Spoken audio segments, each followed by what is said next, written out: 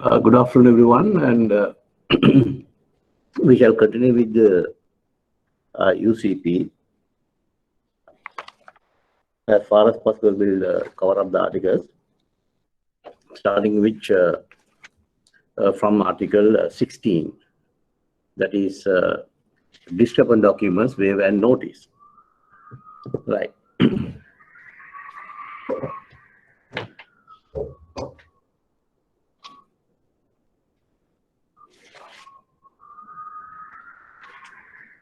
Now, you remember the cycle of an LC, where the issuing bank transmits its LC through an advising bank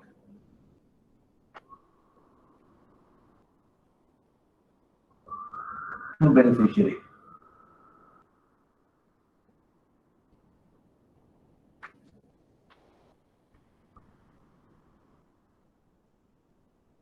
Issuing bank transmits its LC to the advising bank to the beneficiary. The issuing bank does this at the request of the applicant, right? So applicant request is there.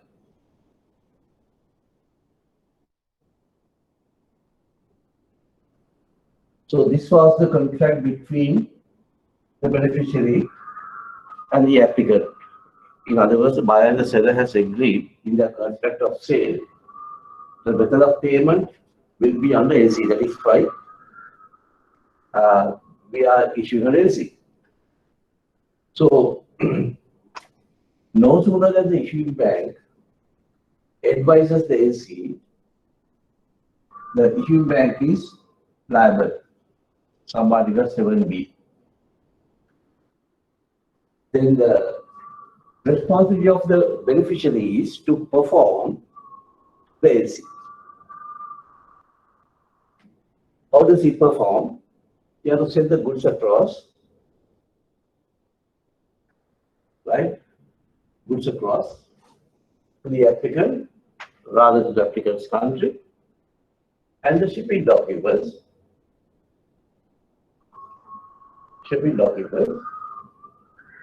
Which comprises of various soft documents, which can be stipulated by the letter of credit, and those documents has to be taken or prepared the way that the issuing bank has instructed in the letter of credit.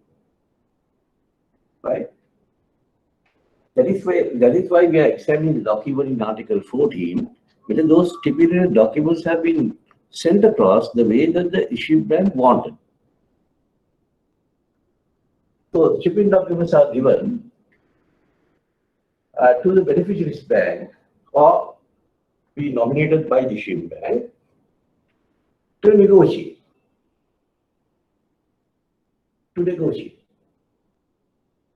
Such negotiation will take place only if the documents are compliant.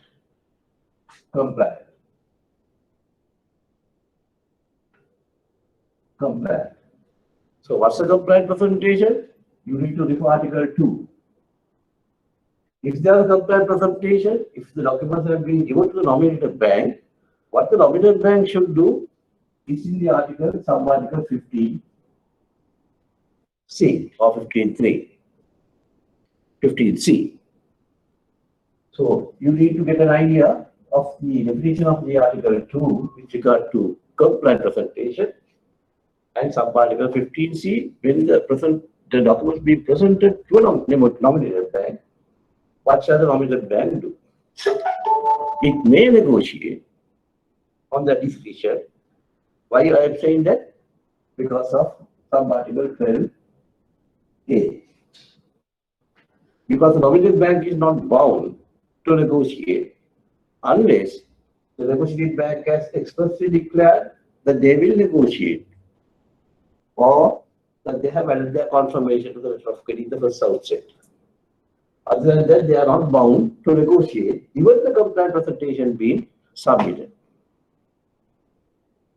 So, on the discretion, when they, check the document. They have 5 banking days. They have 5 banking days. Following the day of visit of presentation, 5 banking days are counted. Following day of presentation, to determine whether the documents are in order. In other words, whether the documents are accepted or rejected. Now, this comes under sub-article 14b.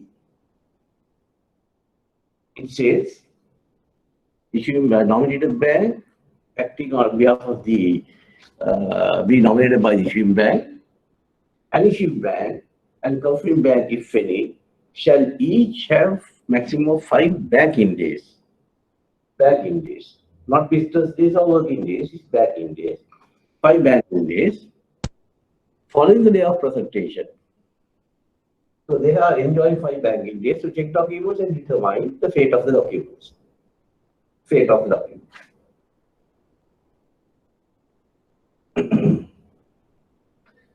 And these documents are sent across to the issuing bank. Whether they negotiate or not, the documents have to be sent across to the issuing bank. Usually, in practice, the documents are not sent by registered mail. It is being sent by courier nowadays, right? The documents are couriered.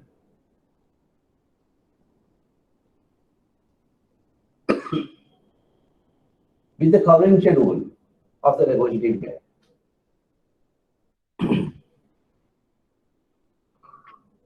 Then, issuing bank first checks the documents on the following day of presentation, and sub-article 14b applies for the amounts as well, obviously. So, if the documents are in order, what the issuing bank should do? They should honor. Remember this terminology, right? They should honor. If the documents are not in order, if the documents are not in order, they will refuse the documents. How? By sending the refusal of advice. So format D03.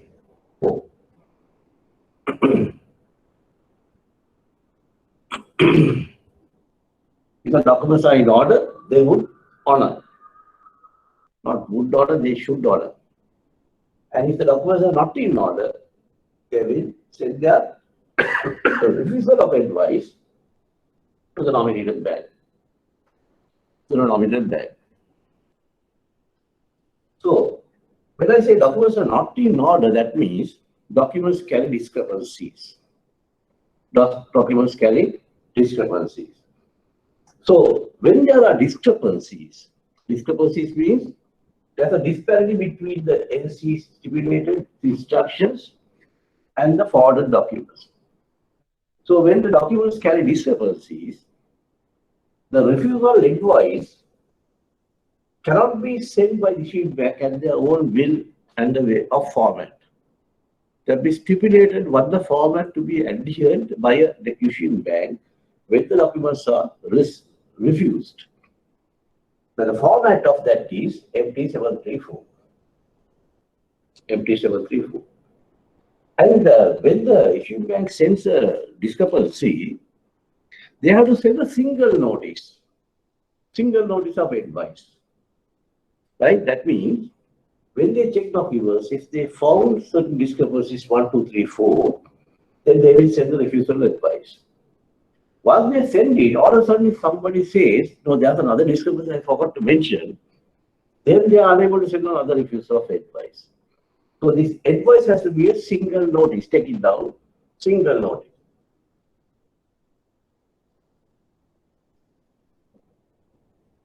Single notice, right?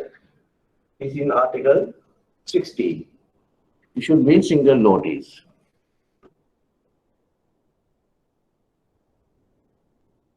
Right? Sub-article 16C. this single notice is the one that refusal of advice. The single notice should carry or list out all the discrepancies. You need to list out all the discrepancies in single notice. And also you must state, after the refusal of advice, what you are going to do with the documents. What you are going to do with the documents. Right? Article 16C. Again. So you need to go through very carefully. Sub-article Article 16C, 1, 2, 3, and 4. Especially on 1 to 3, rather, 1 to 3. In 3, 1, 2, 3, you get two further sub-articles, A and B. There are many instances the examiners have questioned in Article 16, 3, Article 16C, 3B.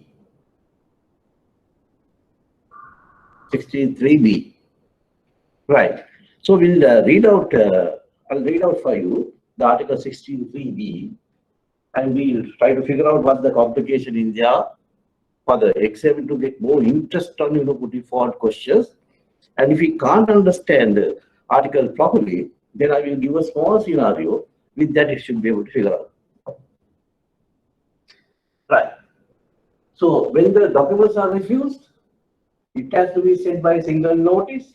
Such notice should carry all the discrepancies. They should list down all the discrepancies, and further, it should state what they are going to do with the document. They can say, we return the document, waiting for your approval, further instructions, like that. They need to state that. Right. Right. Beyond that, we'll discuss later. Now we'll discuss about the complication of the Article 16C 3B. Right. Hope everybody has the articles near you. I will read out for you anyway. Article 16C says, when a nominated bank acting on its nomination, confirming bank if any, or the issuing bank, those are three banks get involved, decides to refuse to honor or negotiate, it must give a single notice to that effect to the presenter. The notice must state 1, 2, 3, A, B, C, B. So 3 will have A, B, C, B.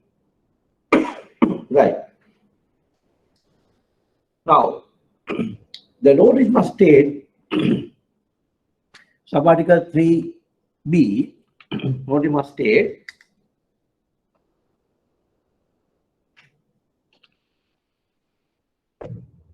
that the issuing bank is holding the documents until it receives a waiver from the applicant and agrees to accept it or receives further instructions from the presenter prior to agreeing to accept waiver or. So there's a bit of a twist in the language also, and also there's a different terminology also being incorporated. So when you read plainly, it doesn't go anything to your head, right? So we'll do a small scenario and try to figure out what they are saying is. Now remember, who is refusing document? The issuing bank. The issuing bank has spotted some discrepancies, and they have to adhere to the Article 16C. Right. So we'll take it down a small scenario.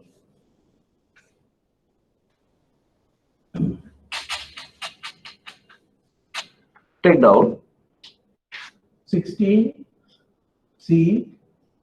3B. Example. Example. I try to expand or elaborate Article 16C 3B. Right. We'll take it down in layman terms.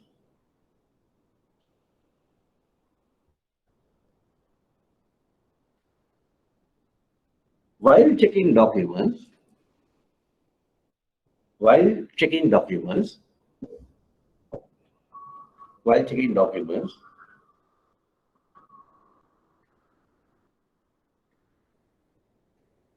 issued bank has observed, issued bank has observed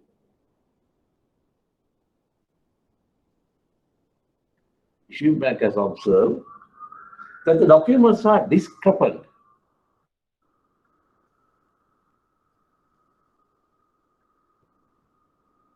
The documents are discrepant, meaning documents carry discrepancies. Documents are discrepant.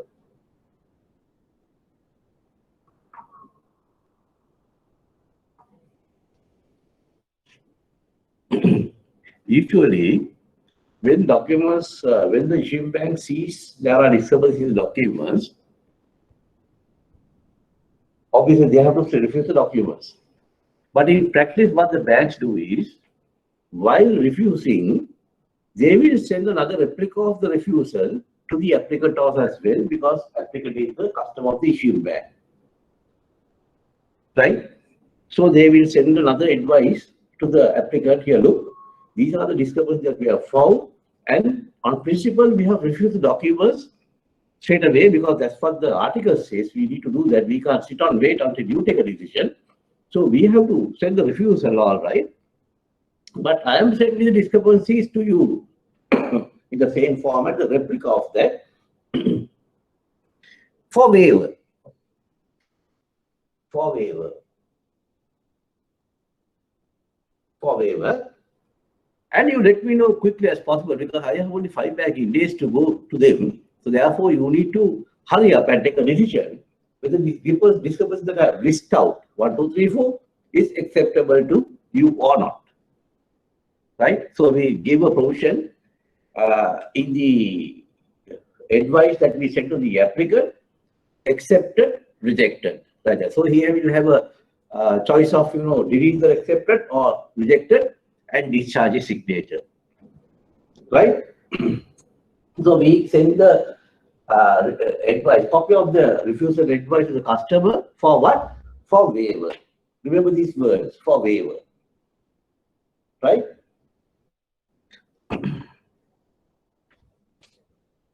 Right.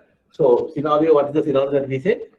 While checking documents, issuing bank has found some discrepancies or the documents were discrepant. They only observe that the documents were discrepant. Right.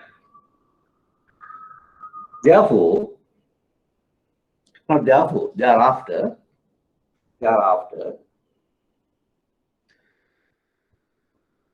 issuing bank sent its advice of refusal. Issuing bank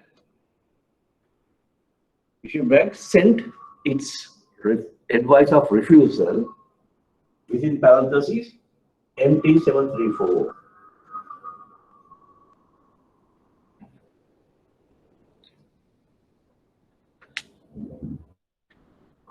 MT734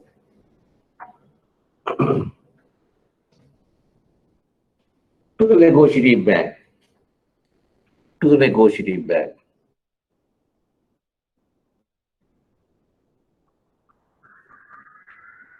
And simultaneously,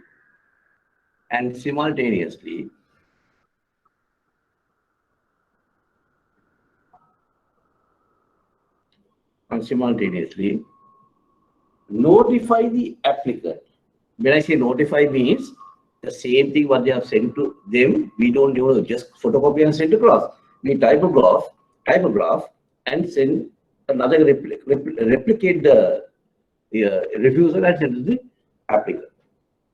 And we notify the and the bank has notified the applicant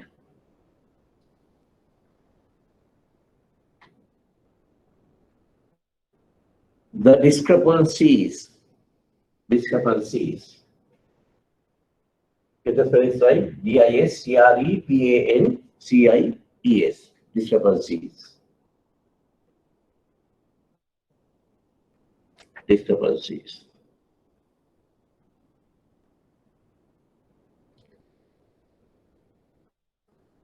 notify the applicant,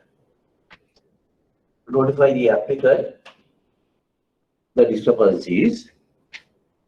No, I'm not quite sure whether I said that. If I'm not, just you make a correction in there. You say the issue bank has observed the discrepancies, disable documents, and thereafter they advise the refusal of documents to the negotiating bank, and simultaneously they notify the applicant for waiver. I'm not quite sure whether I said that for waiver. If not, you need to insert that for waiver with regard to the discrepancies. What I want to tell you is, we have refused the documents on principle. We have said we have refused the documents because, remember, when there's a discrepancy, solitary discrepancy in the document gets detached from the receipt. That goes without saying, right? Honor or a negotiation or a payment will stand only on performance. Performance should not carry discrepancies. If there are discrepancies on performance with regard to the beneficiary point of view, there's no performance. When there's no performance, there's no compliant presentation. When there's no compliant presentation, issuing bank guarantee cannot be enforceable. Right? Issuing bank guarantee cannot be enforceable. That is why I said if there are discrepancies being found, even if a solitary discrepancy, the document gets detached from the letter of credit. So, but we need to give a chance to the applicant.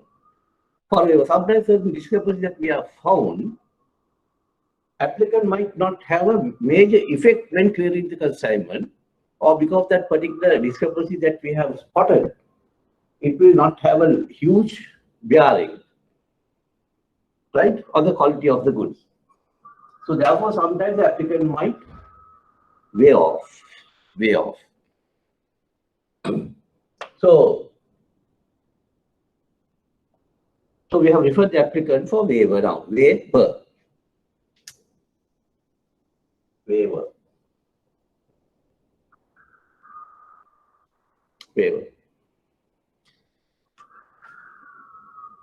Applicant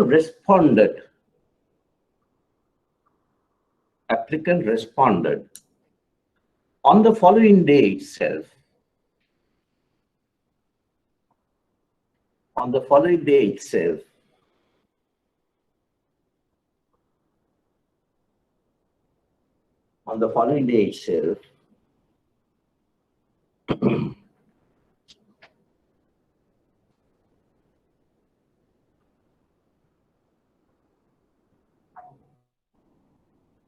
To reject the documents. Reject the documents.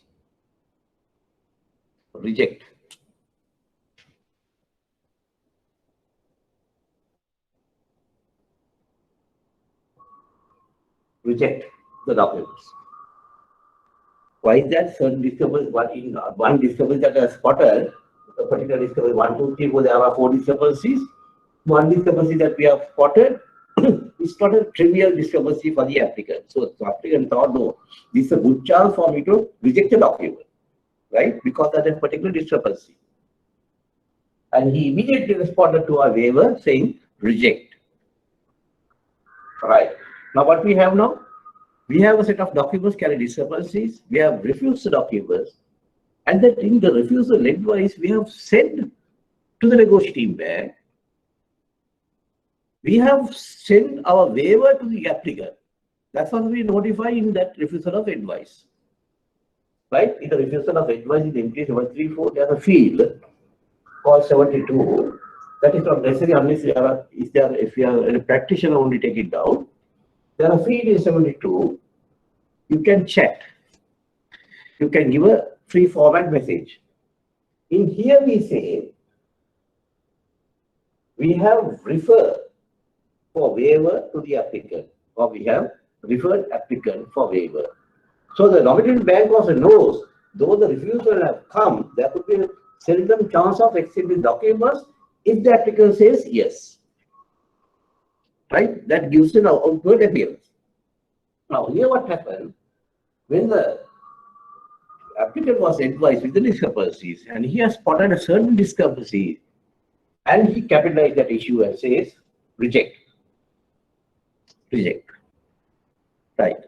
The next point.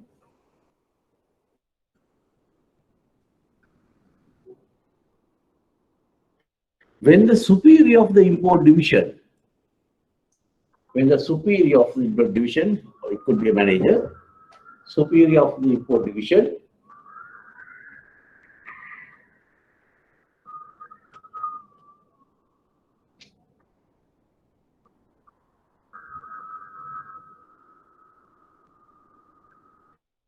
recheck the documents,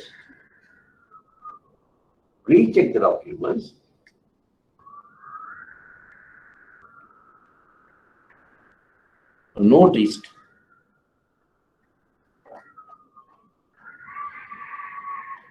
the discrepancy quoted by the issuing bank, which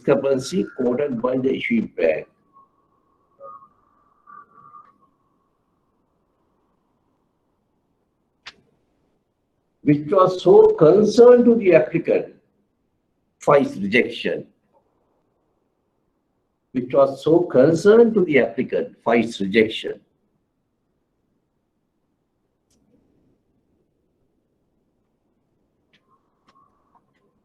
Was not a discrepancy.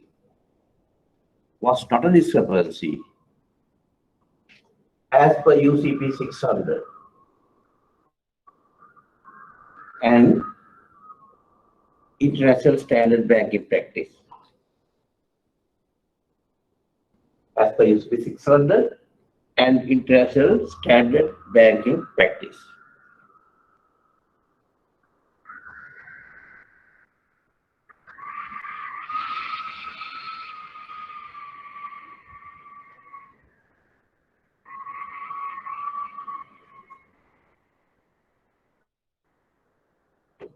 However, the applicant held the ground of the bank's notification and demanded the rejection of the documents.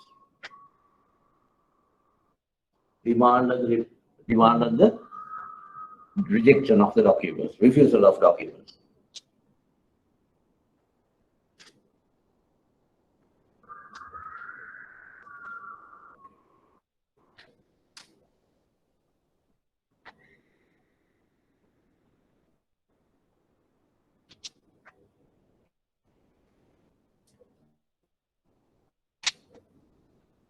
What is the position of the issuing bank?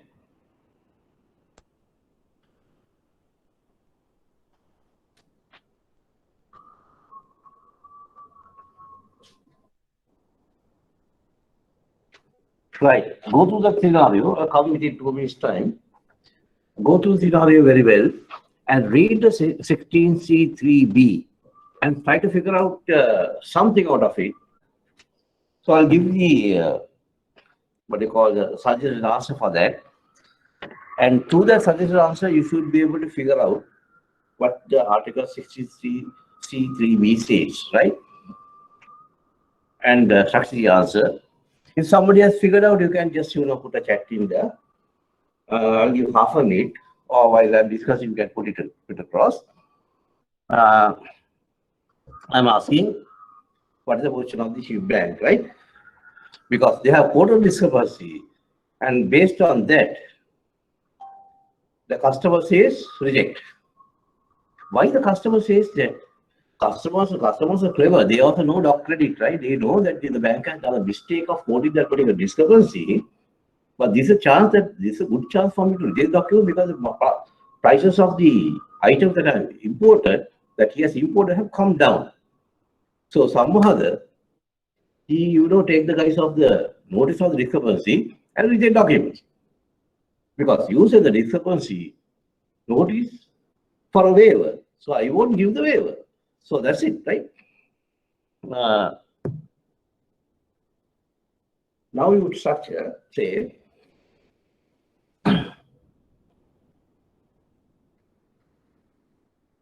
As per subarticle 16C, 16B,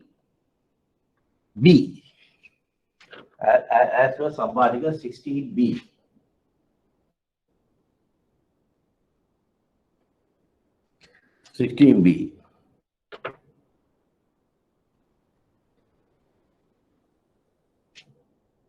issuing bank on its sole judgment, on its sole judgment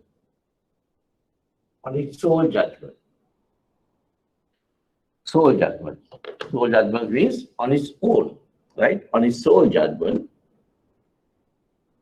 may approach the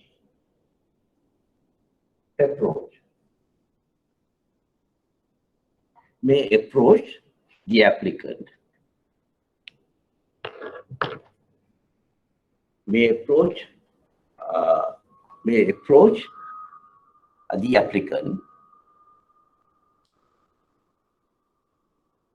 for a waiver of the discrepancies. Now, if you just glasses Article 16B, there's a phrase like that. Issuing bank on its sole judgment.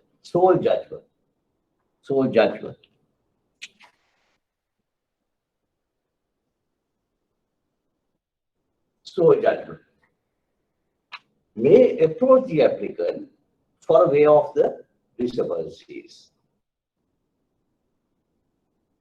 Sole judgment, underline. Sole judgment. Now that gives an indication, actually, when the issuing bank has spotted discrepancy, the primary duty is to notify the negotiating bank to whom the document is being sent across. Found discrepancies, they are refused. Fine. There's no compromise in that.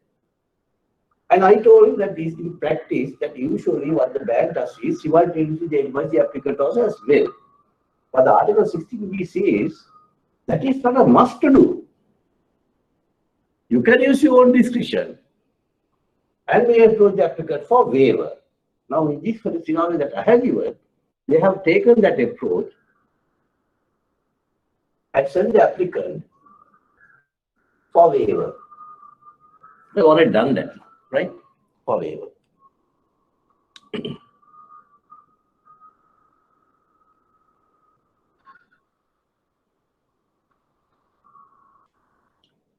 Right, next point.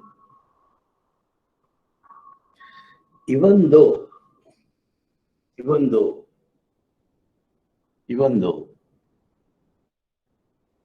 issuing bank has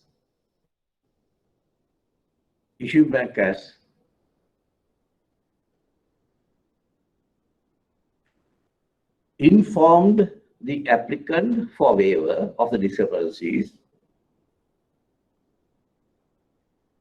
even though the issuing bank has informed the applicant waiver of the discrepancies. Now you see, I started, usually in English, you don't, start with also, although, even though, because, right? So this is not, don't, challenge me with regard to the English, of course. So there's a weak beginning of it. But then here, in trade, when you're fetching a point, there are certain barriers you may have to break it, right? That is why I said 15.4. So even though, so when you start with the negative conjunction in there, even though, the examiner knows what you are going to say next, right? So when you say even though, there's a little bit of diminished clause coming in there, right? So even though that we have sent the waiver, right, take it down. As per subarticle 16C, as per subarticle 16C, Roman 3, B. As per subarticle 16C, Roman 3, B.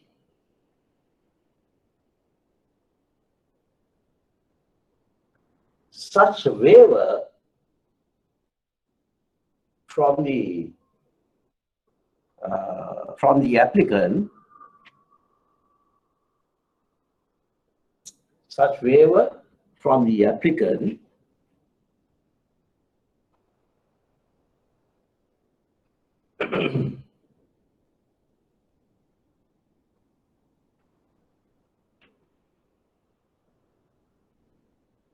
No, you strike that off. It should be the other way. We put in a active voice. You put in you strike that off. You say issuing bank issuing bank may have the discretion. Issuing bank may have the discretion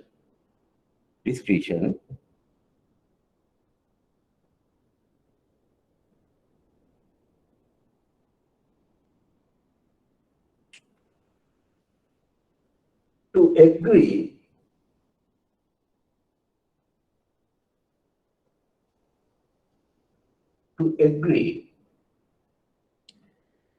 agree and accept. Issuing bank may have the discretion to agree and accept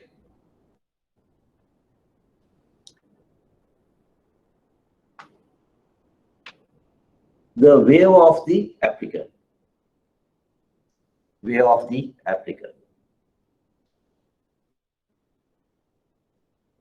Next point.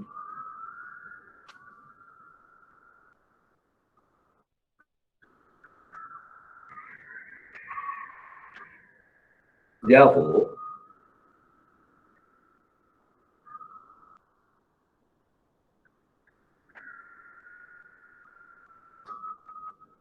refusal of documents by the applicant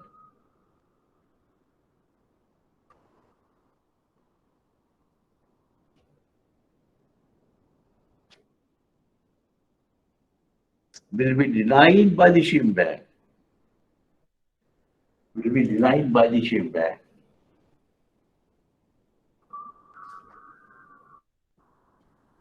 And will demand the applicant to take up the documents.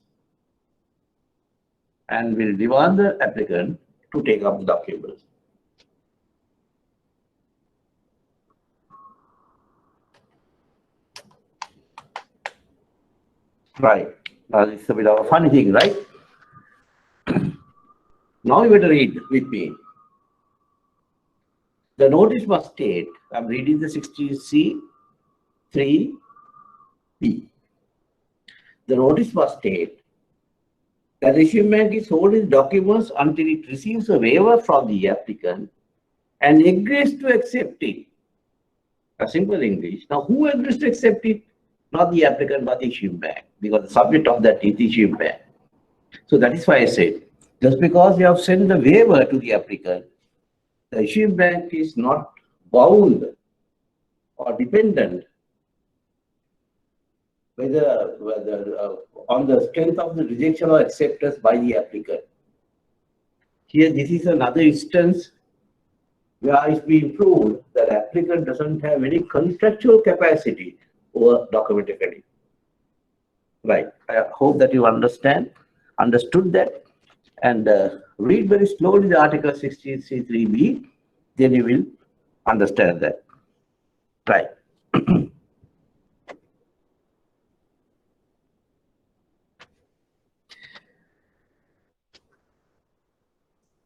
You remember I gave only one student had approached that. I got a feedback only from one student.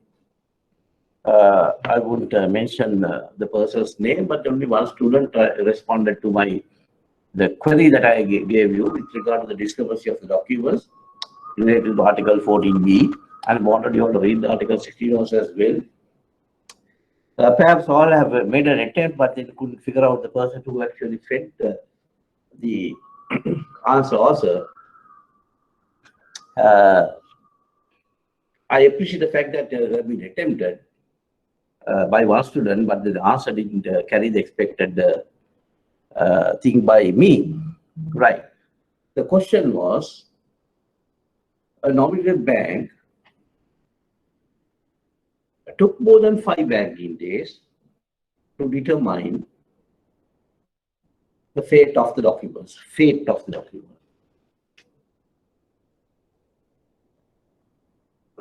Article 14B says the nomination bank acting on its nomination, issuing bank. Now, when I say 14B, you need to refer to the 14B, right? With me, nominated bank on its nomination, issuing bank, confirmed bank, if any, shall each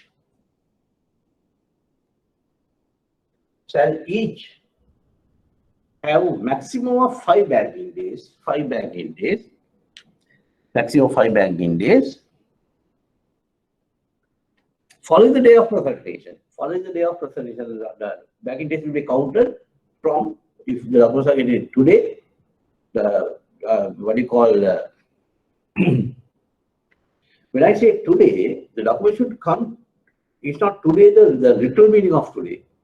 As bankers, we interpret today means during the course of business hours. Right? Generally, if the business hours is 9 to 3, if the 9 to 3 documents have come, it's today. But if the documents have come at 3:30, it's not today. The documents have need to come as good as coming on tomorrow. So then when you are counting the number of 5 banking days, you should count from day after tomorrow. Right. So either way, the nominal bank has set all the documents very well and did not determine the documents or the fate of the documents within 5 banking days, which is stipulated by the sub-article 14B. Right? That's for the question. I'm asking whether the nominated bank is liable. That was the question that I asked. Right. So take it down. I said I will discuss this, so take it down. And also one more thing, when you're structuring an answer, it's true when I'm giving a question now, it becomes an open book question for you. So there could be a little bit of tendency that you quote, unquote the article straight away as it is. But it's not very possible, even for me, to write in the exam the same exact manner where the article says. So you take the extract of the particular article and write on your own words without revealing the what do you call the essence of that. Right. So say, as per sub-article 14B,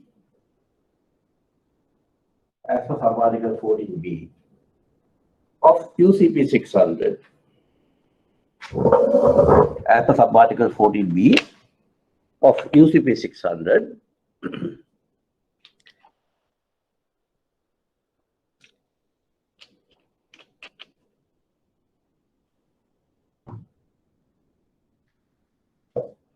a nominated bank on its nomination,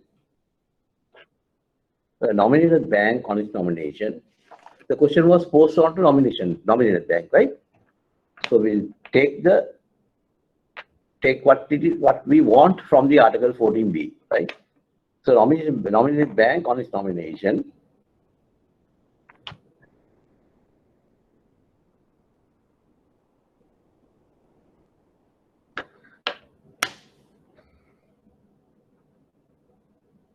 has 5 banking days,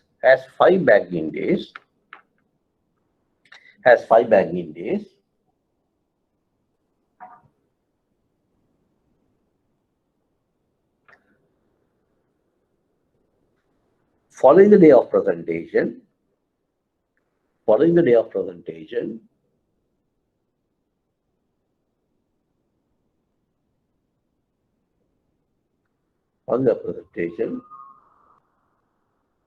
to determine if a presentation is complying.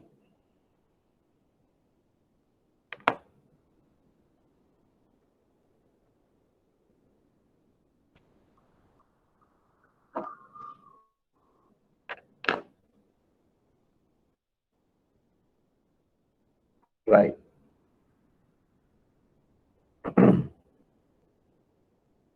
Then next point.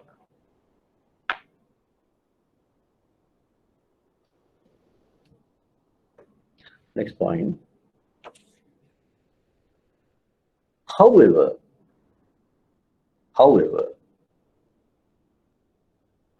as per sub-article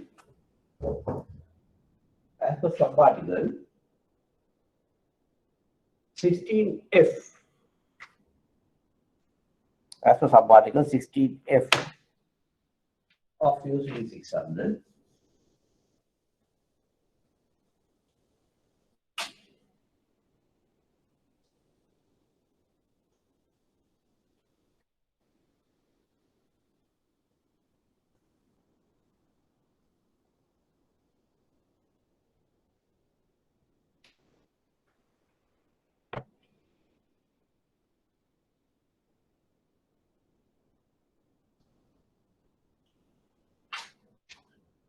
omitted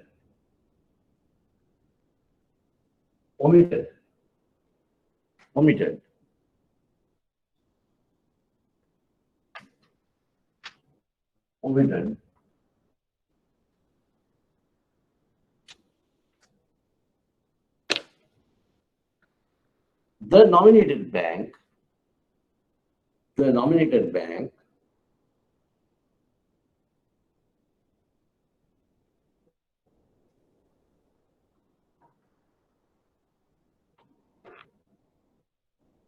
from its responsibility.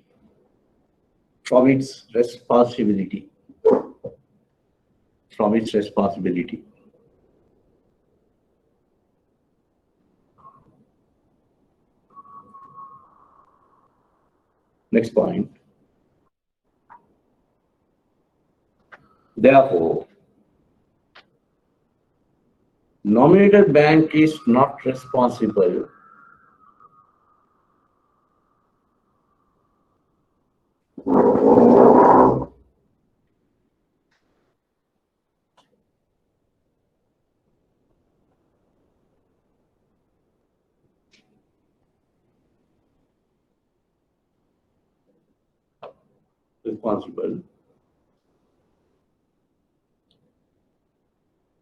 for not determining the documents,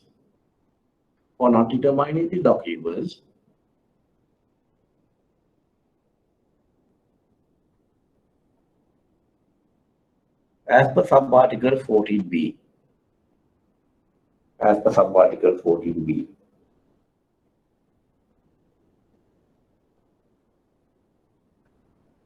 Right? So, without taking much time, I will emphasize that.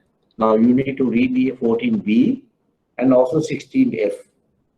14B says nominated bank shall have 5 banking days following day of presentation to determine if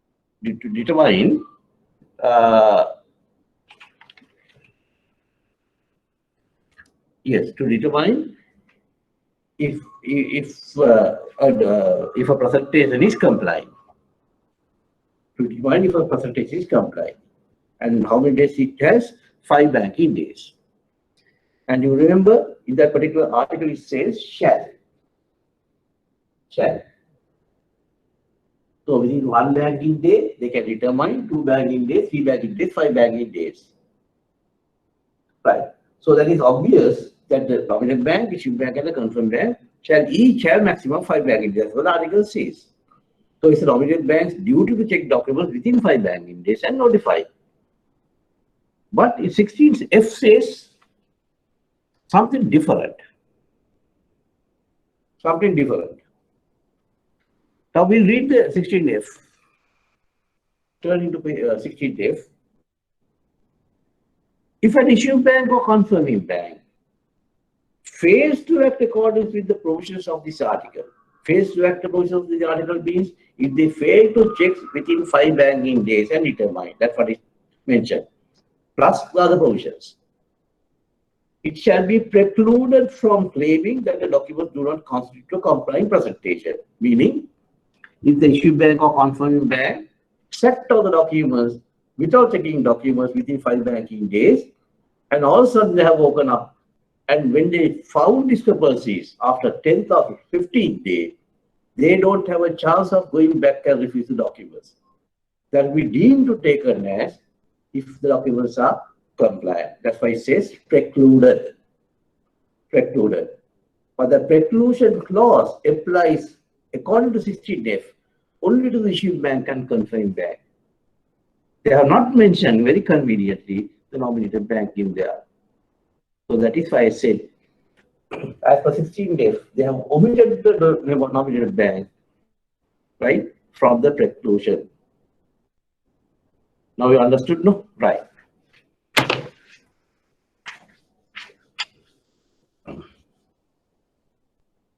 Article 18. Article 18. Commercial invoice. Article 18, commercial invoice.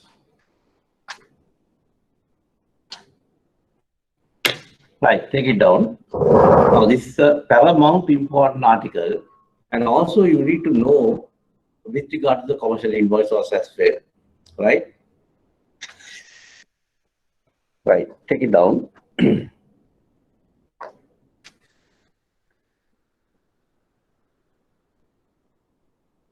It is a final document.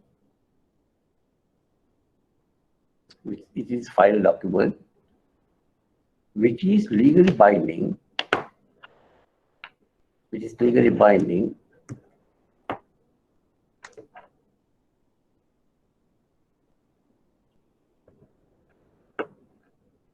Issued and signed by the seller. Issued and signed by the seller.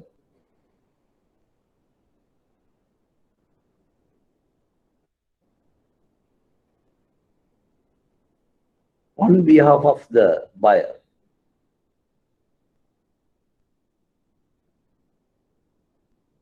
On behalf of the buyer.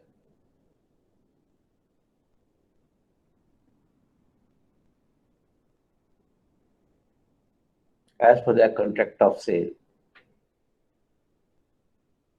As per their contract of sale.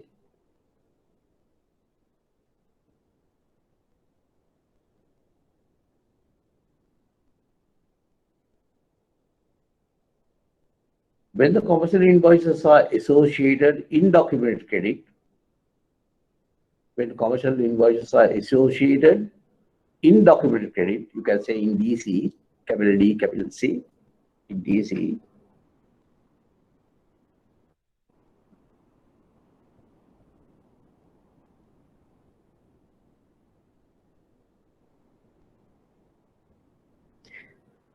Then Article 18 of UCP 600, then Article 18 of UCP 600 applies. Applies.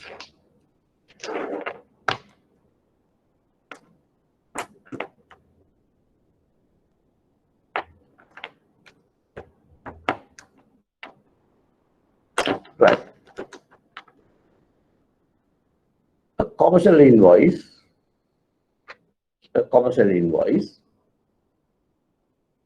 there are four qualifications. First one,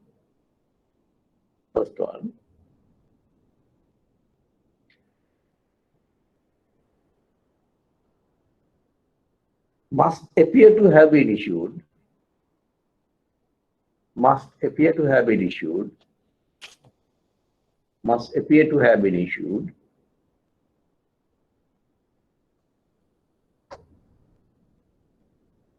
by the beneficiary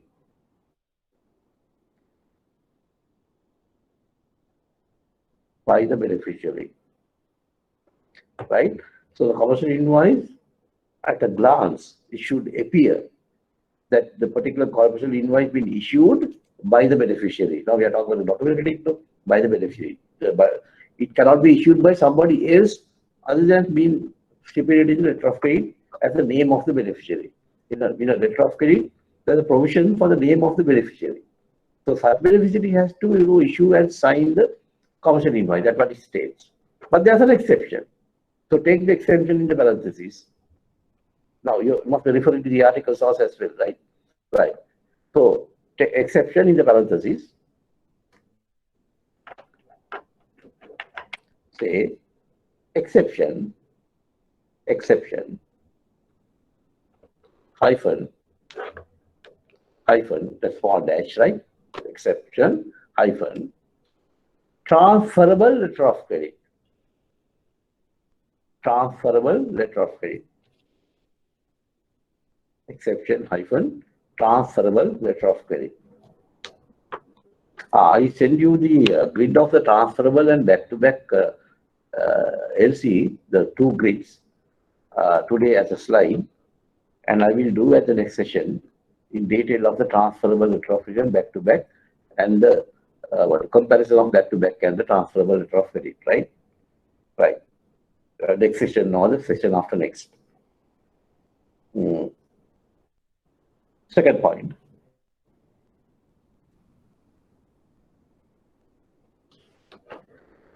Must be made out of the name of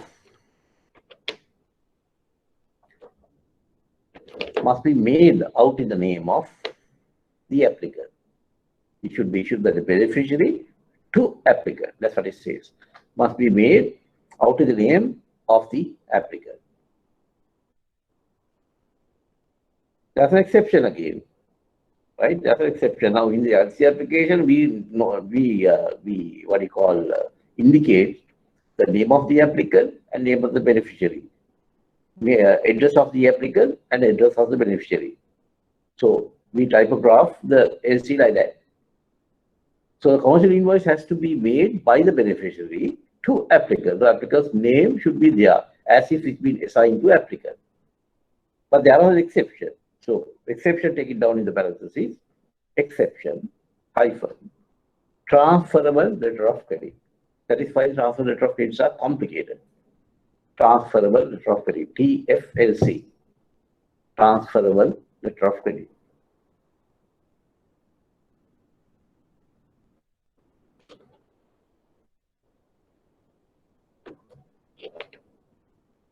Third one.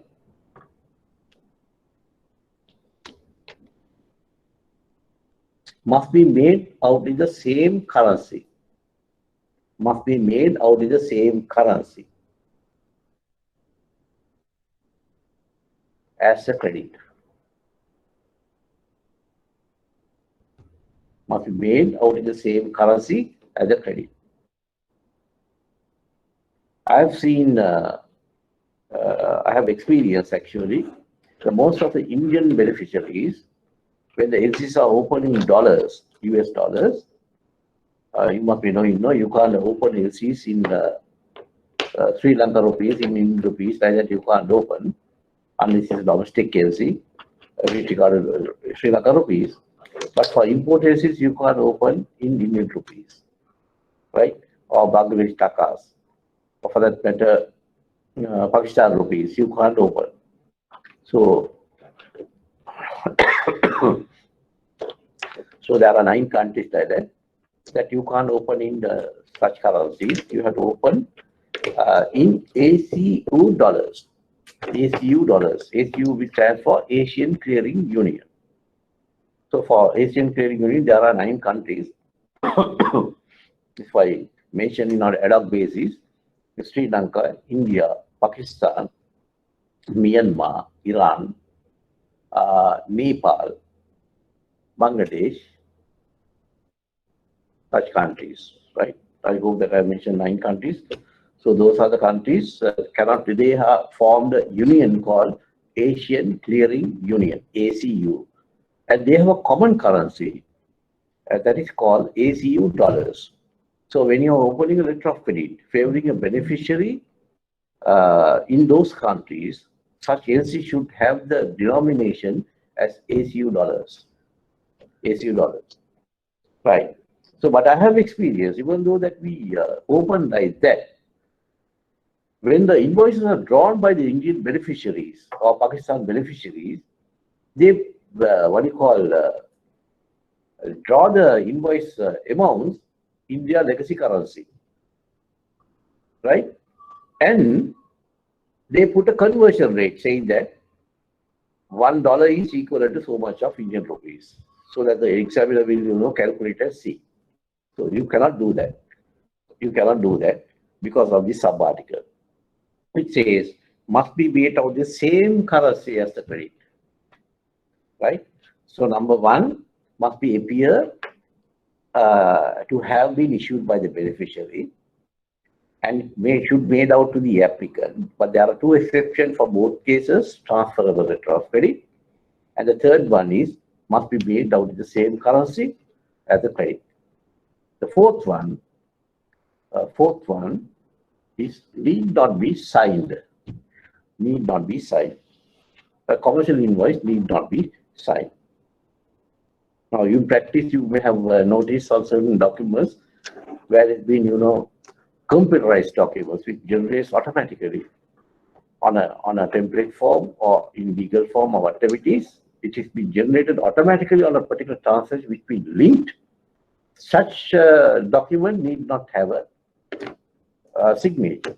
But here, that's a legal binding document. The commercial invoice is a final draft drawn by the seller based on the performance invoice on the contract of sale. Usually says need not be signed. Right.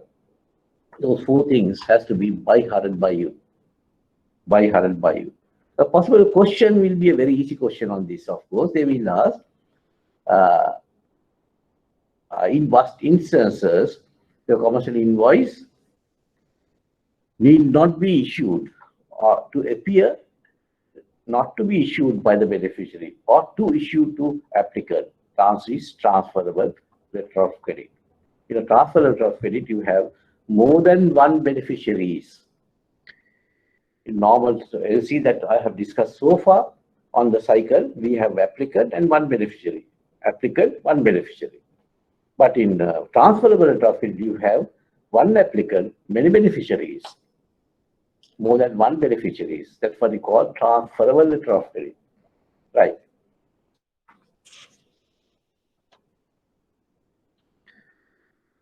Article 18B is bit tough, right? So therefore, I will give a small scenario, but don't give that much of weight on this. My assignment will carry a little bit of a simplification on the article. So I will give a small scenario in there. Take it down. A small phrase scenario. Okay.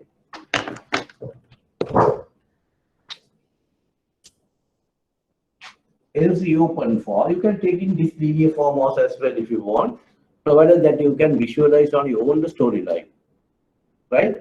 So LC open for US dollars 10,000. LC open for US dollars 10,000. No, this is when you say like this, some might not understand. So if you can, figure out what I'm trying to say, that what matters, right? So LC open for US dollars 10,000.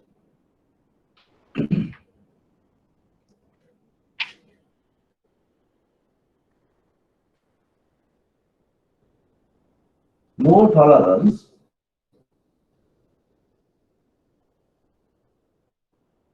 being mentioned. No tolerance being mentioned. Now, I am unable to discuss about the tolerance at the moment. When we come to the Article 30, then I will discuss what tolerance is. So, for the moment, for this particular scenario, just say no tolerance being mentioned. Tolerance means actually you can have a markup or markdown on the amount. For the moment, you take it as that is not very correct, but for the moment, we will take it as when you say tolerance, I can tolerate 10,000 plus drawing or 10,000 minus drawing. I can tolerate. But there are certain goods you cannot, measure precisely.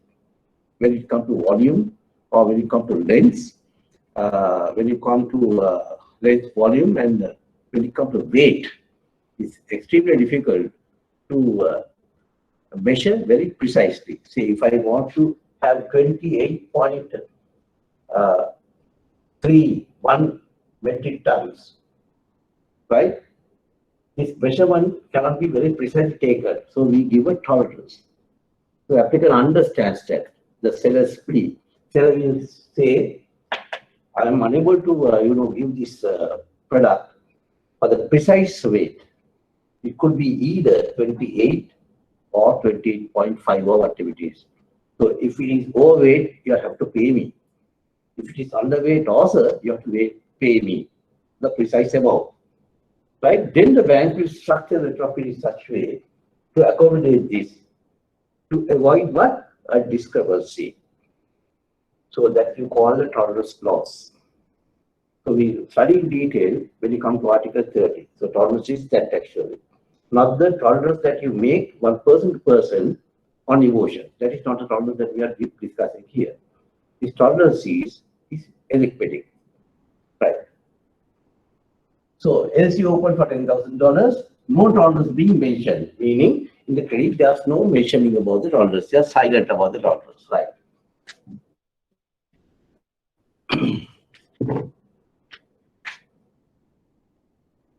Document presented. Document presented for US dollars 11,000. Document presented for US dollars 11,000.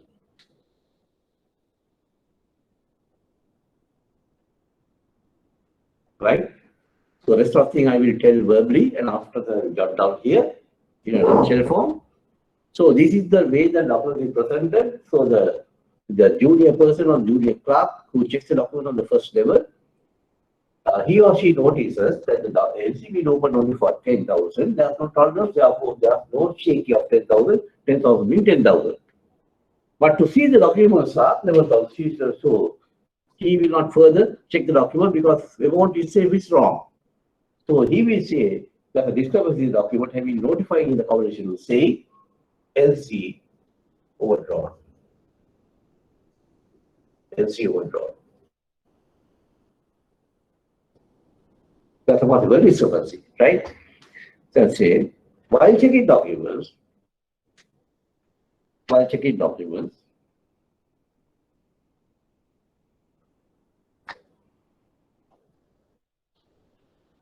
it has observed a discrepancy, LC overdrawn. Observed a discrepancy hyphen LC overdrawn. LC overdrawn. We don't say the LC open for $10,000, document presented for 11,000. Therefore, we don't say that in text form. We just say LC overdrawn. Or we just say LC overdrawn by $1,000. That need to mention. When you see overdrawn, it's overdrawn. Right. LC overdrawn. If the document is sent for $9,000, it's underdrawn or short drawn. Right. Document presented for 11,000 and it was observed a discrepancy, LC overdrawn. Right.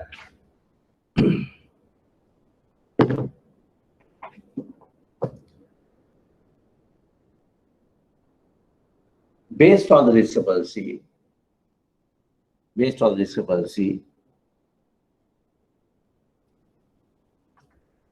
the issuing bank refused the documents. How? By sending them D0734. Right. Refuse the documents.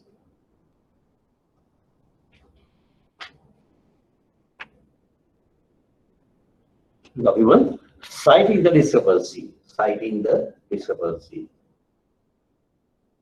What is the discrepancy? What is the discrepancy? LC overdrawn. Right. So we'll analyze or we'll rather criticize the question now, and we'll come to this thing.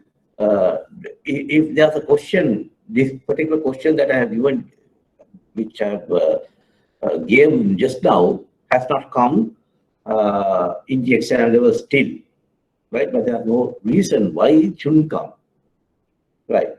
So we'll, but if the question being put, they will give more data to it, right? This is not sufficient to answer this. So I will criticize the question so that you will have wider knowledge, and we'll touch the answer so that you will get to know how you tackle or at least how you read and understand the Article 18B. Otherwise, if you read plainly, it's a tough thing to grasp it. Right. Before reading the Article 18B, some may have read it by now. We'll structure the answer like this.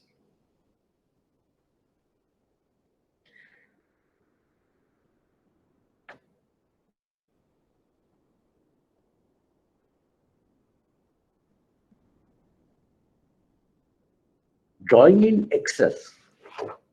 Drawing in excess. Drawing, D-R-A-W-I-N-G, drawing in excess.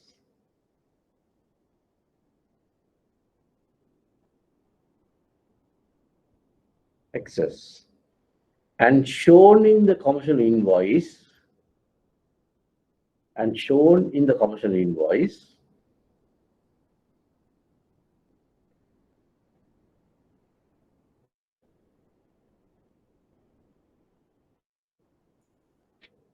is acceptable,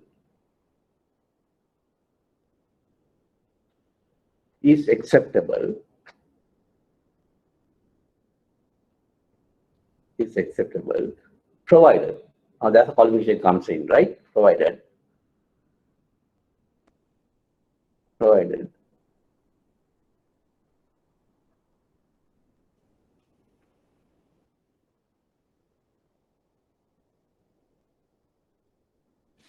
the bank in question,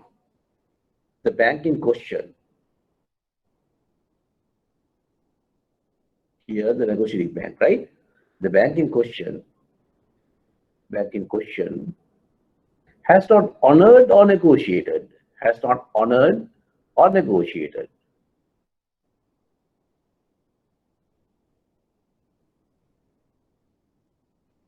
for the excess amount,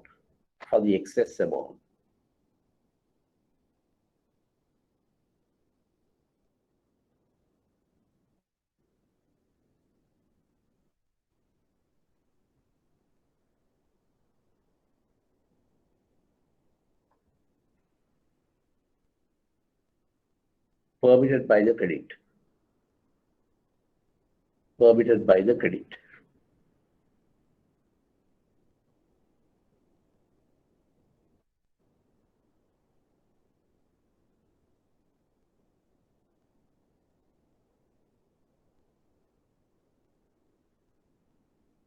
Within the brackets, you can take it down this. The negotiating bank may indicate in the covering schedule. The negotiating bank may indicate in their covering schedule, THEIR covering schedule, their covering schedule,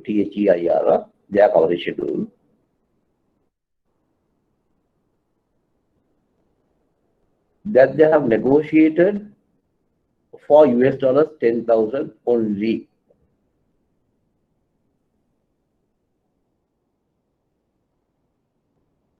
Close brackets. Otherwise, issue bank will not know whether they have negotiated in excess or not when the documents are received. So this article is not very clear on that, right? It says provided. So if they mention the coverage schedule or by another authenticated SWIFT message following the documents, saying that here, look, even though the invoices are drawn in excess, we have not negotiated for 11,000. We have negotiated only for 10,000, right? Then therefore such documents are acceptable. So the LCO discrepancy could be challenged by the negotiating bank in this scenario, right? Now we'll read once the Article 18B and see whether you could understand that, right? The nominated bank acting on its nomination, confirming bank, if any, or the issuing bank may accept a commercial invoice issued for an amount in excess. Now here the amount in excess is $1,000, right? Of the amount permitted by the credit. And its decision will be binding upon all parties, provided the bank in question has not honored or negotiated for an amount in excess that permitted by the credit, right? So how will we know by the issuing bank in practice is the negotiating bank may indicate in the coverage schedule saying that they have not negotiated in excess any amount, or they have said we have negotiated only for $10,000, right? And if they are unable to mention that in the commercial by the time the documents have been already dispatched, they can follow by a message, a free-formatted message, authenticated free-formatted message, saying that referring to these particular documents and the NLC which be drawn, and they can confirm that they have not negotiated any amount in excess than the permitted by the credit, right?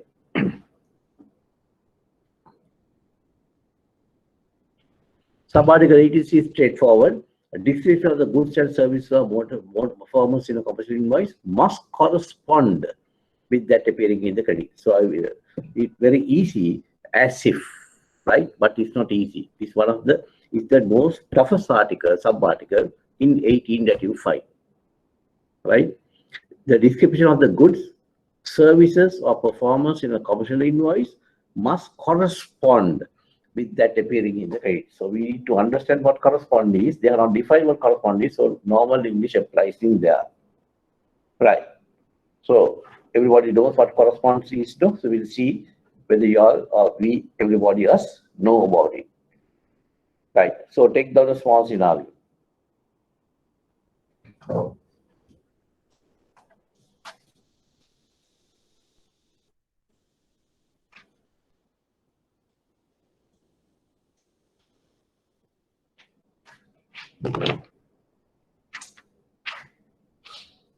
LC states, in other words, LC will open with a description of the goods, stating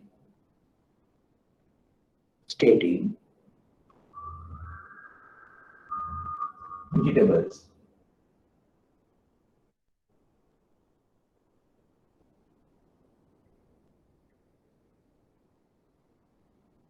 right? 3 metric tons of vegetables. 3 metric tons of vegetables. This was the LC states.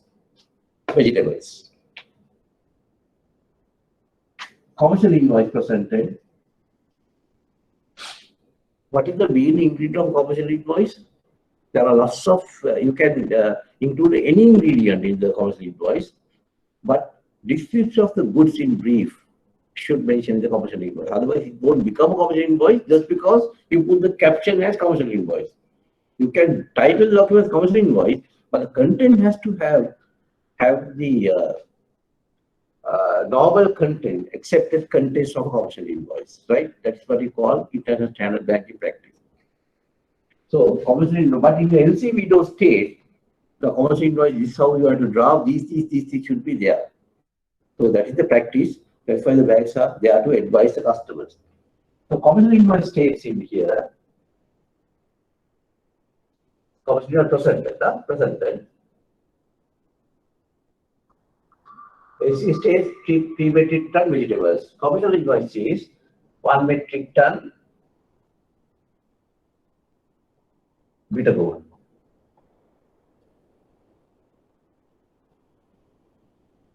Bitter gourd. Bitter gourd means caravida. Bitter gourd. 1 metric ton of lady's finger. Lady's finger. Or you can call that as okra. What is lady's finger? Mandaka. Right.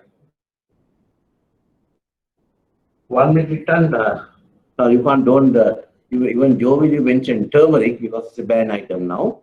So I will say 1 metric ton of what? Onion.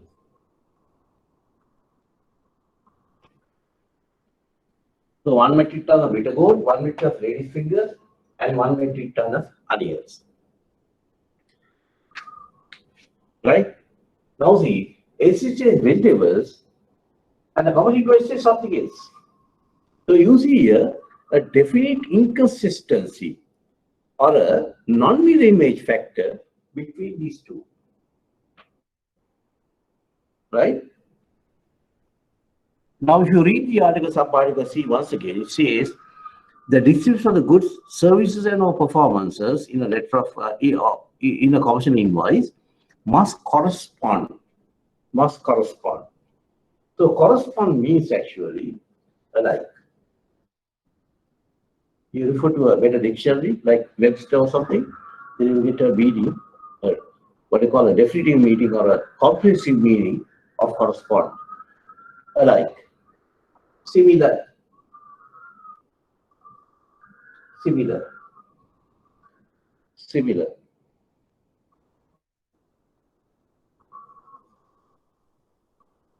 Not mirror image. Now that is very important. Correspond means not mirror image. It's not a photocopy.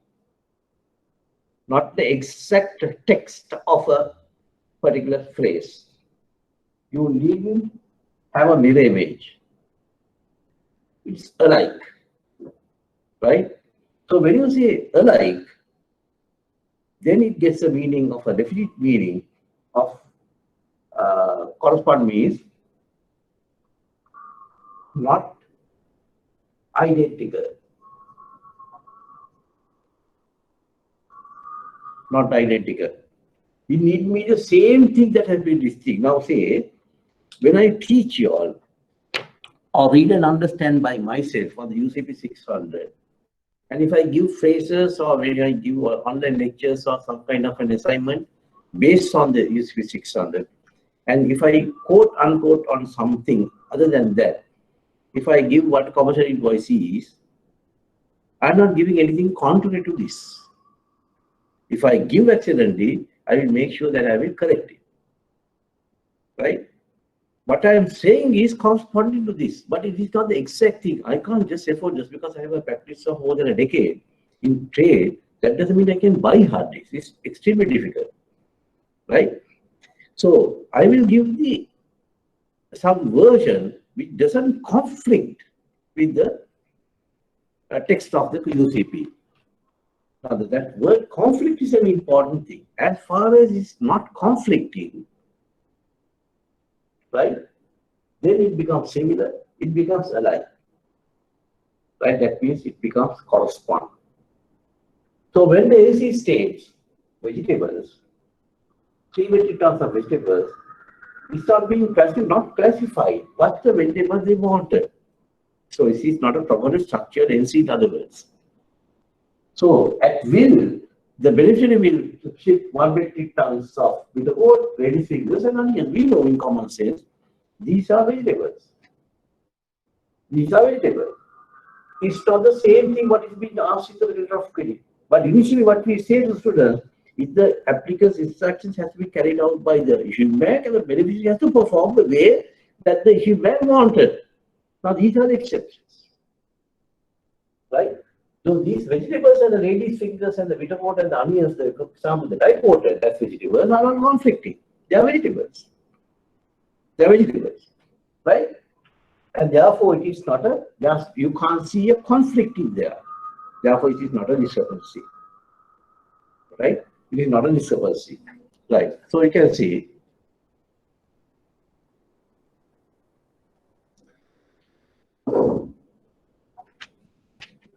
Can take it down. As per sub-article 18C,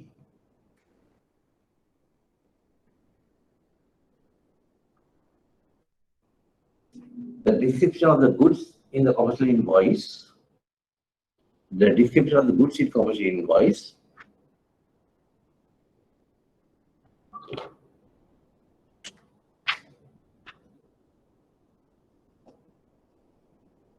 does not conflict.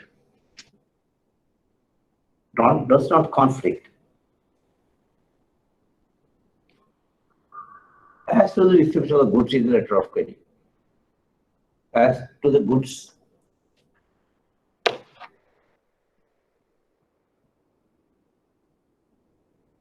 as is the description of the goods in the letter of credit. Right. So we'll take another scenario. I know that you understood now, but I'm not convinced.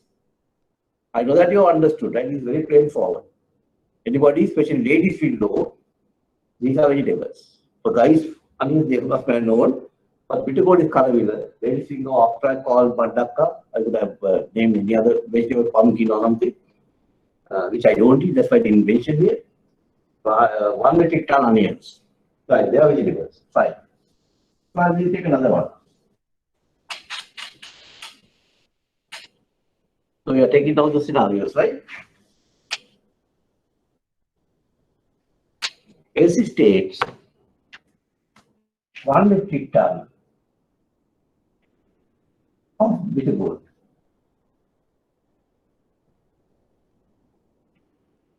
Bitter gourd. 1 metric ton of lady's finger.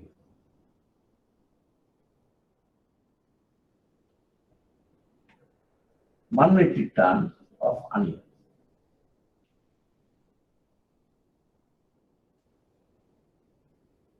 Right? LC states 1 metric ton each of bitter gourd, 10 fingers and onions. Commercial invoice presented.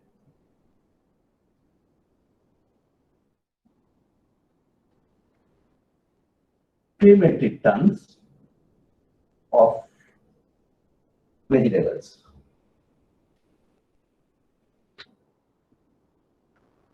LC states 1 metric ton each of bitter gourd, 10 finger and onions.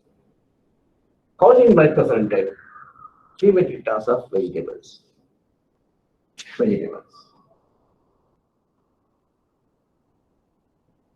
Question: is it a discrepancy? Is it a discrepancy? Right. Can I have a quick feedback on that? If anybody understood the first one, this is the second one. Same thing actually I have written. Based on that, just give me a quick nudge, quickly as possible. I will give 1 minute. That's something to think or the article is a support, only the ATC applies there. The clue is just see when they are in conflict, that's all. So I'm asking whether the documents are discrepancy or not. If you say yes, this is a discrepancy. If you say no, this is acceptable. Give me a quick feedback to see from you all, yes?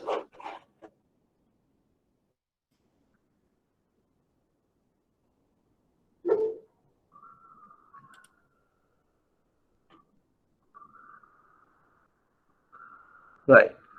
So it's a discrepancy. So Vishwa, Tarushika says there are discrepancies. Right. So this particular document is a discrepancy. I agree with you. Right? Others also just think and see. They are vegetables. So there's no conflict. But in real sense, there's conflict. So that's why I said, if you apply in common sense, it's not a discrepancy.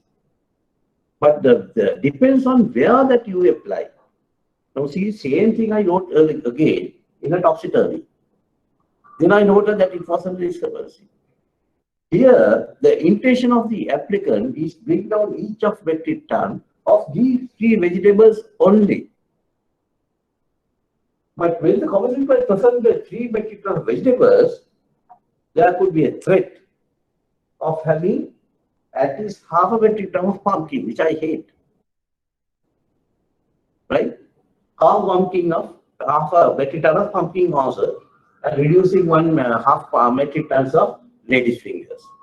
Or there could be a more threat of having vegetables other than these 3. So there could be a conflict therefore. So the applicant wanted only these 3 vegetables. Documents have been presented in these 3 vegetables in this scenario. Right? So that's a conflict. So take it down. I hope that you are understood in this manner. Both Vishwa and Tarushika said, mentioned as yes. You say, as per 18C, same thing. Now see, you are applying the 18C for both interns. One is a discrepancy, one is not a discrepancy, and this is a discrepancy. As in sub-article 18C, the listing of the goods in LC and the listing of the goods in the commercial invoice are conflict. Therefore, it's a discrepancy.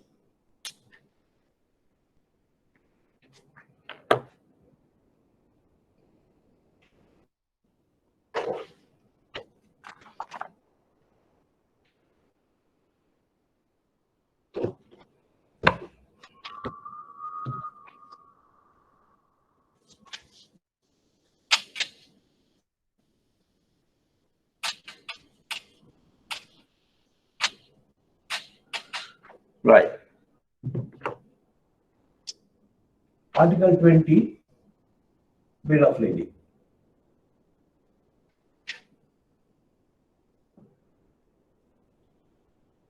Article 20, bill of lading.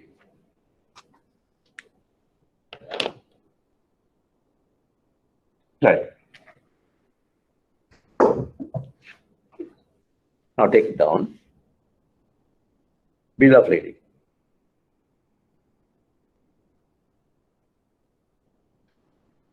It's a receipt issued by the carrier. Issued by the carrier.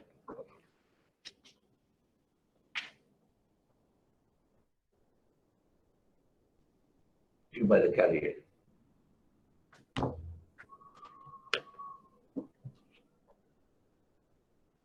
Or a name agent. It's a receipt issued by the carrier or a named agent on behalf of the carrier. On behalf of the carrier. On behalf of the carrier.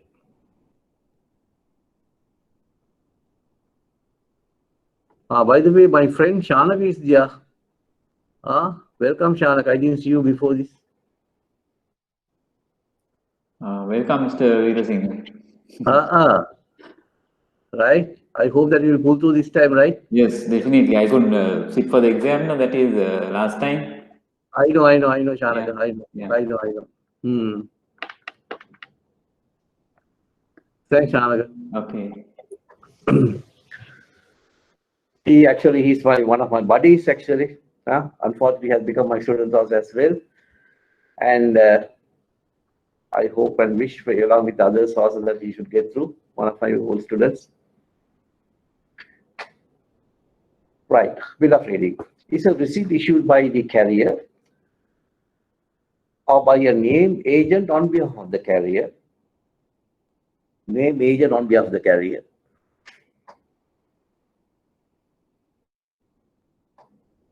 Evidencing the receipt of goods.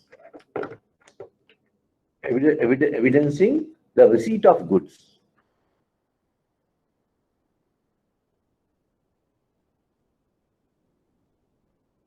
Or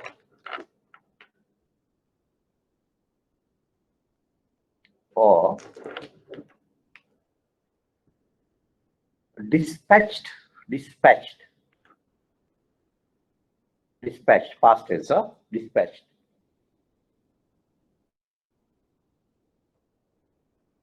On board the vessel. On board the vessel. On board the vessel. Right. Now you have to concentrate a little bit. I don't know whether the time permits for that, but then need to concentrate a little bit. It's a little bit of a technical article. Right. So bill of lading is a receipt issued by the carrier or the named agent on behalf of the carrier, evidencing the receipt of goods. Evidence the receipt of goods. Right. So bill of lading.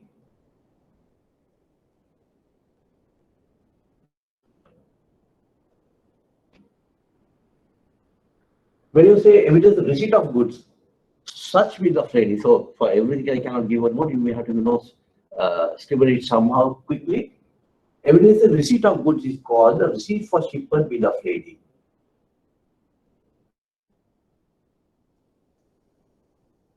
Shipment bill of lading. Bill of lading. You can shorten it to BL. This is for shipment bill of lading. Or evidence is the receipt of on board the vessel, which can be dispatched on board the vessel. That's called shipped on board. Shipped on board. Get the spelling right. It's not SHIP. It's HIPPED. It's a verb, right? Shipped on board. Shipped on board bill of lading.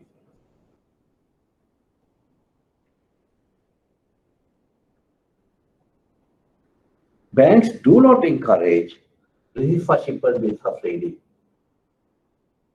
banks do not encourage receipt for shipment bill of lading.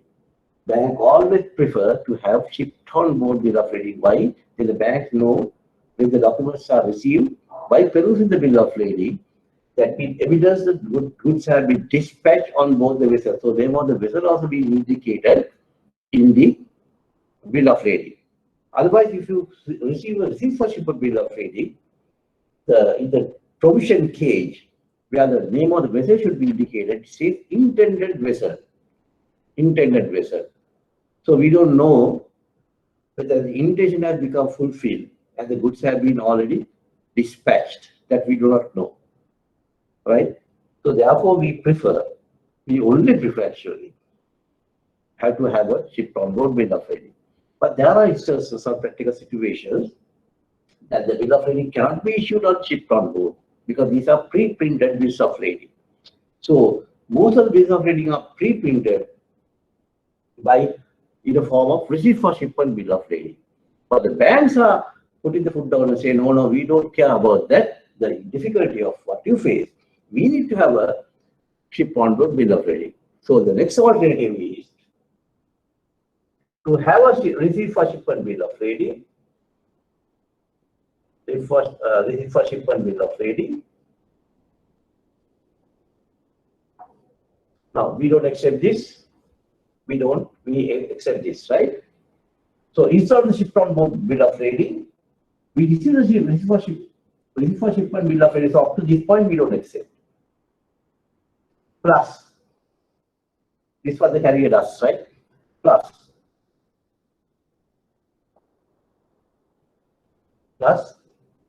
on board notation being imposed. That is, on the bill of lading, it's a receipt for shipment bill of lading. In the elsewhere of the bill of lading, on the face of it, there's another notation like this. Another notation saying on board, and there's a date here. Then we know, even though the printed form is for shipment, there's an onboard reimposition. That means the goods have been left on this particular date. So onboard date will be deemed to taken as the shipment date. I'm telling slowly so that you can take it down, right? So onboard date of bill of lading will be deemed to taken as the date of shipment. I am saying that bill of lading in nature should be a dated one, right? It's a contractual document. Therefore, in nature, there should be a date of issue. So date of issue of the bill of lading is the date of bill of lading, in other words, or the date of shipment. But the bankers see differently, right? Like every other matter, right? Bankers see differently. Bankers see the risk factor in there. So therefore, bankers will take the date of issue as the shipment date only if the bill of lading is a ship on board bill of lading. Get it clear? If it is not a ship on board bill of lading, bank will take a bill of lading not as the date of issue, but the onboard date. That's why I said refer shipment bill of lading plus onboard notation being imposed or superimposed. They are going to accept that. So such a date will be deemed to taken as the shipment date. Shipment date.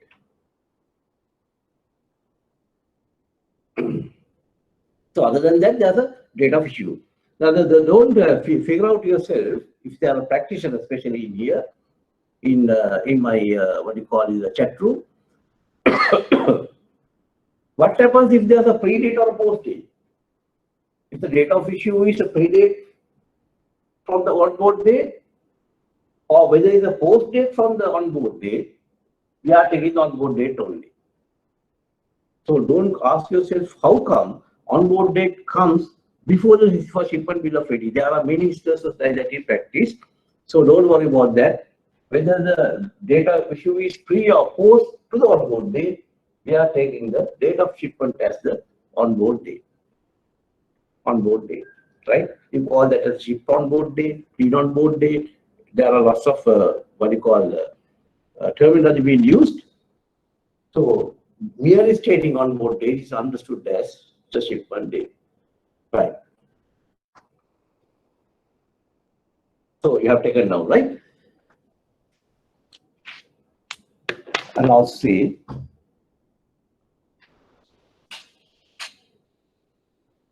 as per the Bill of Lading Act,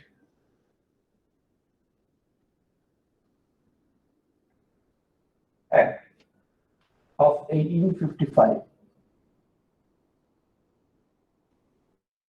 right? 1855. Bill of Lading has three main functions. Bill of Lading has three main functions.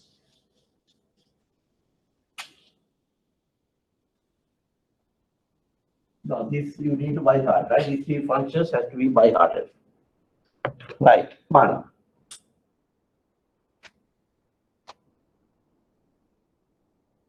It evidences the receipt of goods.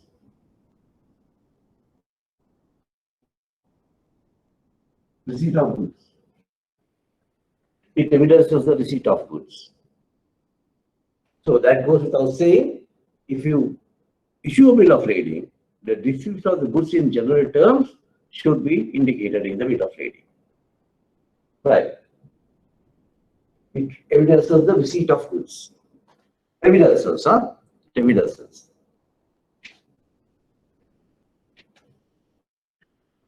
It evidences the contract of carriage. Contract of carriage. Now, this is why it has become a legal document. As a contract of carriage. Usually, this contract of carriage being indicated on the reverse or the leaf of the bill of lading in a smaller font. That's what you call the contract of carriage, right? And the third, it's a document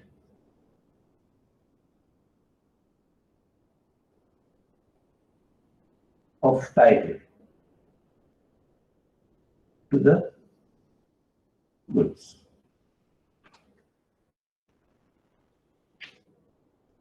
It's a document of title to the goods. So you need to by heart this. It evidences the receipt of goods. It's a contract of carriage and it's a document of title. The document of title. If it is the receipt of goods, it's a contract of carriage and it's a title of goods. It's a document of title to the goods. Right. Fourth one, main three functions, there's an ancillary function also as well. There was one instance has been, they have tested this. So if they ask what are the functions of the bill of lading, you can write all these three, you get full marks. But in an MCQ, they might put the fourth one also as well. Right? That's an ancillary function also as well, but it doesn't apply for every place. Now remember, for me to explain this, I need to detour a little bit. I will tell that. Before that, you take it down. It's a quasi, or quasi, somebody says, the quasi negotiable instrument.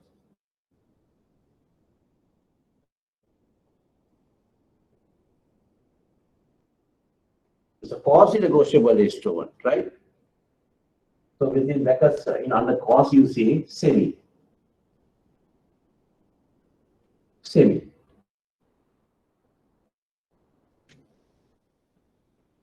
Right? In other words, it is not a fully negotiable instrument at all times.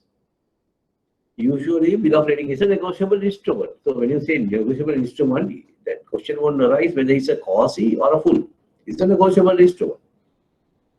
But there are instances, bill of lading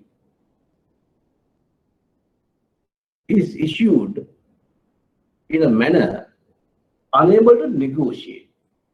Unable to negotiate. Right? In such instances, this becomes a non-negotiable instrument.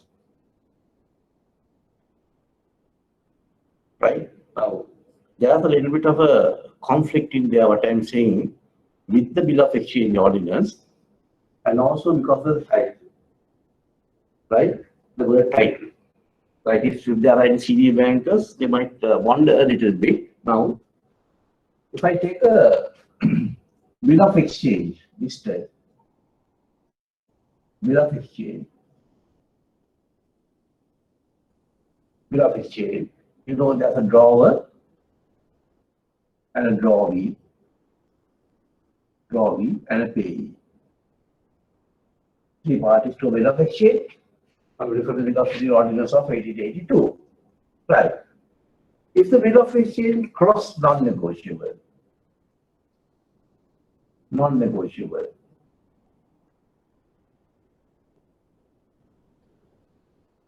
right? For that matter, you want to check, right? Instead of Bill of Exchange, if you take a check, it's very familiar to you. Many checks comes in the clearing to inward clearing, cross non-negotiable. So when you say non-negotiable, you don't, give that much of a weight for that. For some weight, right? What you do is you correct to an account. If a person gives over the account to encash it, a non-negotiable, you will say very politely for him to put to an account since it's cross non-negotiable. Unless the drawer himself has come so that he can open the crossing and give. That's a different scenario that depends on the practice of the bank. Otherwise, this non-negotiable crossing will not bar the transferability of the check. Meaning, if a check, instead of Bill of Exchange, if I take the check drawer, then there's no drawee here in the check. It's drawn on a bank all the time. We'll say BOC and give a branch, some branch, and we'll say A Fernando, cross non-negotiable. It doesn't bar A Fernando by making an endorsement and say pay to B Fernando, and the B Fernando comes and deposit. So reverse, you can say B Fernando, and B Fernando can collect it. So non-negotiable crossing becomes very feeble in case of a check. So when it crosses non-negotiable, it doesn't cease the transferability. But in a bill of lading, if it's cross non-negotiable, both transferability and the negotiability ceases. Right? If it is cross non-negotiable, both transferability and what you call the negotiability ceases. That becomes a dead document. But without having the non-negotiable crossing, you can structure the bill of lading in a way that cannot be negotiated. In other words, cannot be transferred. So I'm not going to that detail. That becomes trade, right? The high level of trade. That we'll discuss if somebody wants on personally, especially a practitioner, I will tell on what instances a bill of lading is structured in that way. For this exam level, it's not necessary.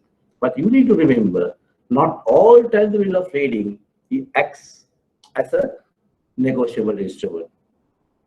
There are instances the bill of lading will not as a negotiable instrument. Right. So even though that I say that I will not discuss about that, but I will give a little bit of a hint on that also to have your to knowledge base widening. So we took the revision of the bill of lading, and we talked about the Bill of Lading Act of 1855. Actually, the Bill of Lading Act said was the receipt of goods and the contract of carriage. So after that, there was, I'm just saying, right? After that, after 2 decades, in 1883, there was a decided case between the Standard Brothers and McLean versus Standard Brothers. McLean versus Standard Brothers. versus Sanders brothers. In this only they decided that the bill of lading is just not a piece of collateral, but it carries a type of document also as well. So from this case only in 1883, it came as a main function of a bill of lading. So now we have three, right?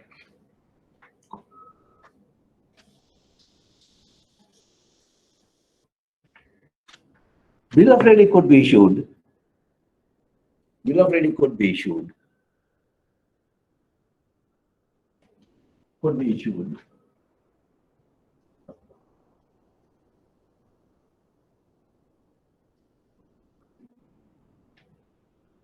To the order of.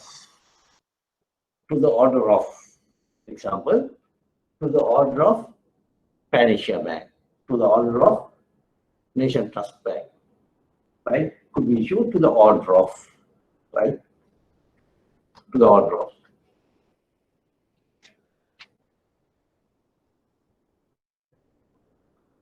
Consigned. Consigned to. Consigned to. Bill of lading could be issued consigned to HSBC. Right? Consigned to HNB, not to the order of. Right?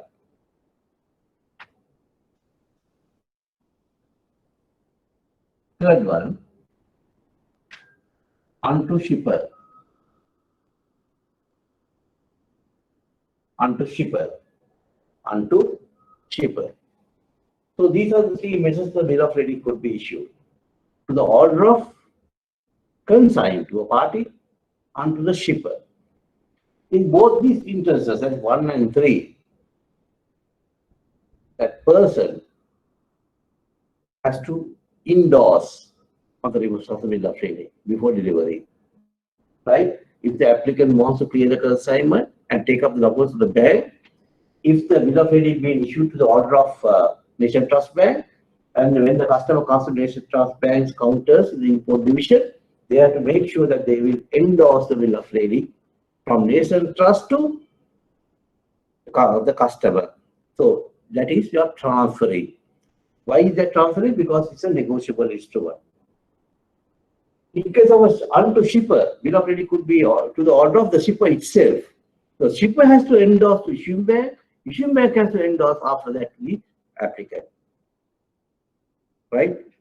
So there's a chain effect in there, but still it is negotiable and therefore it is transferable. If it is concerned to HNB, HNB cannot, transfer to HSBC because it's consigned to HNB. There you are. So that means the transferability ceased. The way you structure negotiability also ceased. Right? That is why you say there are instances the bill of lading behaves as if it's not a fully negotiable instrument. Therefore, it's very safe to say bill of lading. Remember, in all times, bill of lading is a negotiable instrument. But it's very safe to say it's a quasi-negotiable instrument. If you don't remember the word quasi, at least write semi-negotiable instrument. Or if you don't remember that also, you say it is not a fully negotiable instrument at all times. Right? You will get marks. Because the exam will not hunt this Latin word to see whether you know about it, because it's a legal term. Right?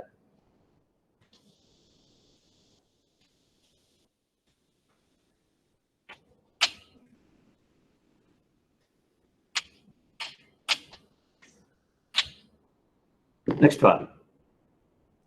Bill of lading could be signed. Take it down. Bill of lading could be signed by carrier,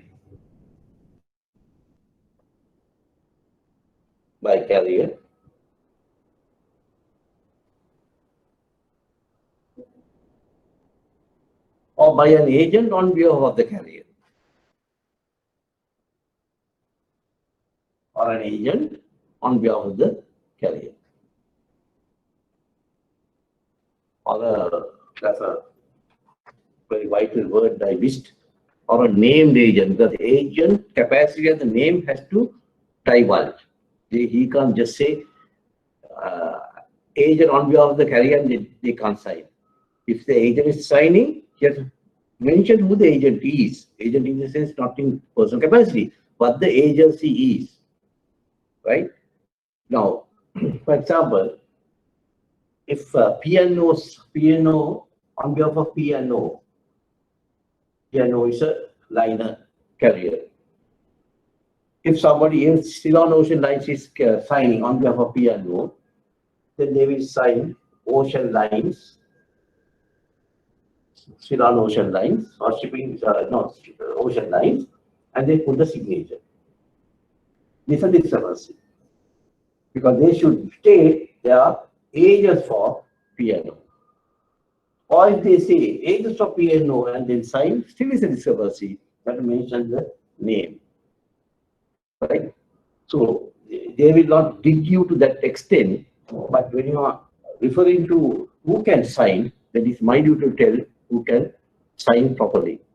So bill of lading could be signed by a carrier or by a named agent on behalf of the carrier.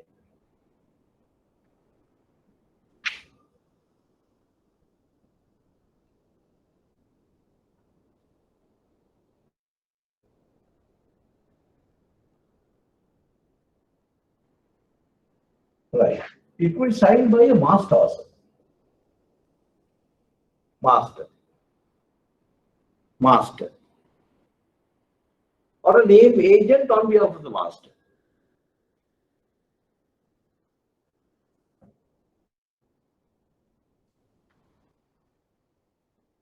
I have a fleet of vessels, but I don't have captains. So in transit or somewhere, I will find a captain, and he's acting on as a capacity of the master. So I'm not worried about his name, but if agent is signing on behalf of the master, I'm concerned about the agency. Right?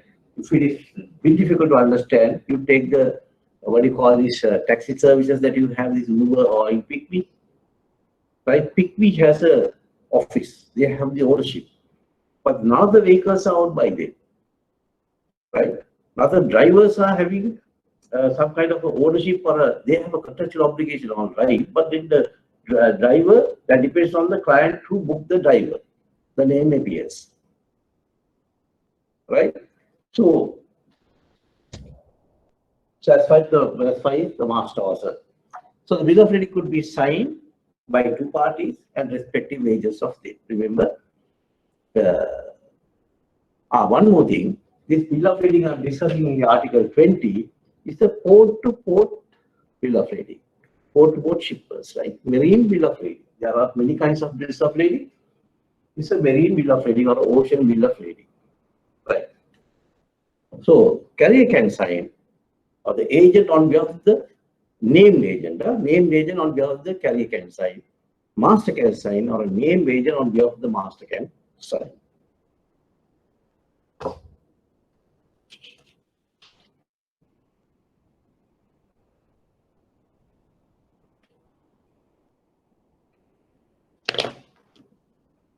Right. So time up, students. I want to discuss over the Article 22. Also, I think I took a little time on the scenarios today. So next Sunday, I will try to finish off the articles. I'll speed up a little bit and finish off the articles, and give a little paving to the back-to-back KC. If time permits, I will touch the transferable. Sunday after next, I will do the transferable of credit along with Article 38, and we'll finish the articles and we'll start the assignment as quickly as possible. Right? So, so we have a couple of weeks. So by mid of September, I intend finishing the syllabus. No, by next Sunday I will finish the syllabus, but then by mid-September I will cover the assignments also as well and past papers as far as possible. And also, I want to do that March 2018 paper that I want you all to, collect. And this thing, if somebody has not collected so far, the March 2018 paper, bring along or try to get what you call get the paper organized. The paper March 2018, right? So we'll meet again on next Sunday.